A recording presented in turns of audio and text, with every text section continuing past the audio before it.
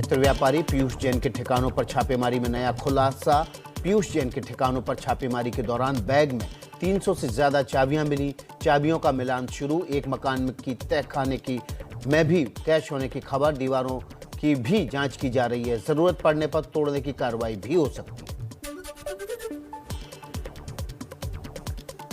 कानपुर और कन्नौज में इत्र कारोबारी पीयूष जैन के ठिकानों पर इनकम टैक्स की सर्च जारी। कई और लॉकरों को भी तोड़ने की कोशिश। अब तक 257 करोड़ रुपए कैश और भारी मात्रा में सोना चांदी बरामद। आयकर विभाग की छापेमारी को लेकर सीएम योगी का बिना नाम लिए समाजवादी पार्टी पर निशाना। कहा, छापे में जो 200 करोड़ रुपए मिले वो गरीब के अन्न का है। अन्न योजना पहले भी फ्री में दी जा सकती थी, लेकिन पहले ये अन्न का पैसा, ऐसे ये 200 करोड़ रुपए जो मिल रहे हैं ना, ये सब गरीब का अन्न है।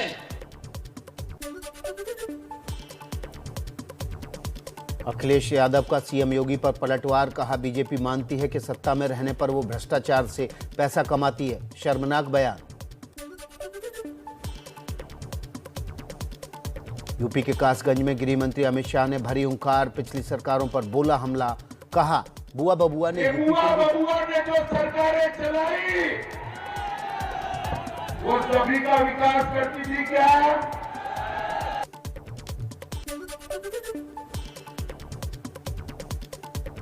यूपी के कासगंज में अमित शाह की चुनावी रैली। कहा, योगी सरकार में गुंडा राज से मुक्त हुआ यूपी। योगी आदित्यनाथ के नेतृत्व में सारे गुंडे यूपी से पलायन कर गए हैं। पलायन। डीसीजीआई ने 12 से 18 साल तक के बच्चों के लिए भारत बायोटेक की कोवैक्सीन को इमरजेंसी इस्तेमाल की मंजूरी दी।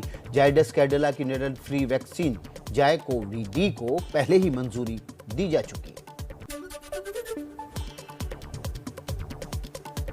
देश में तेजी से फैल रहा है ओमिक्रॉन वेरिएंट। 17 राज्यों में ओमिक्रॉन के अब तक कुल 422 मामले, 130 लोग डिस्चार्ज।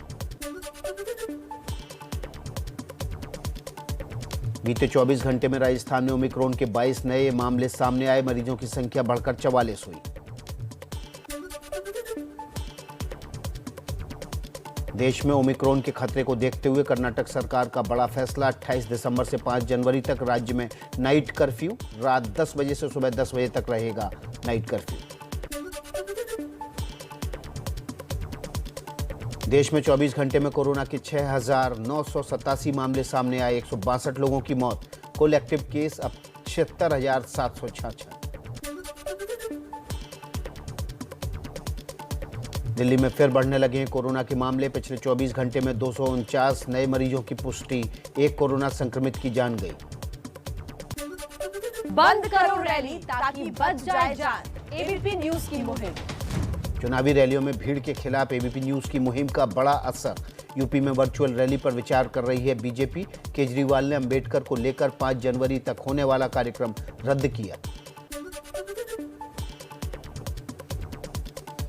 एबीपी न्यूज की मुहिम का बड़ा असर। मध्य प्रदेश में पंचायत चुनाव रद्द किए गए। एमपी कैबिनेट ने प्रस्ताव पारित कर राज्यपाल के पास भेजा। कोरोना के मामले बढ़ने के बाद लिया फैसला। जो चल रही थी।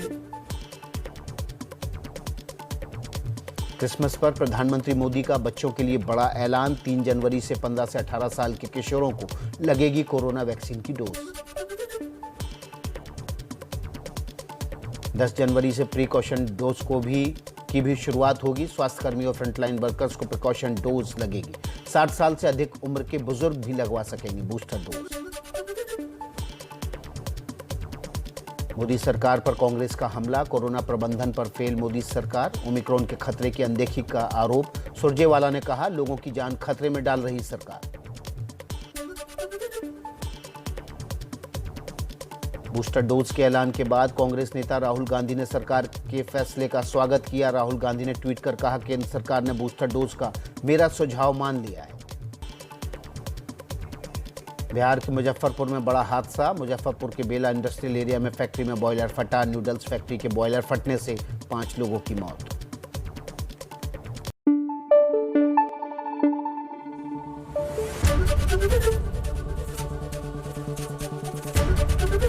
एबीपी न्यूज आपको रखे आगे।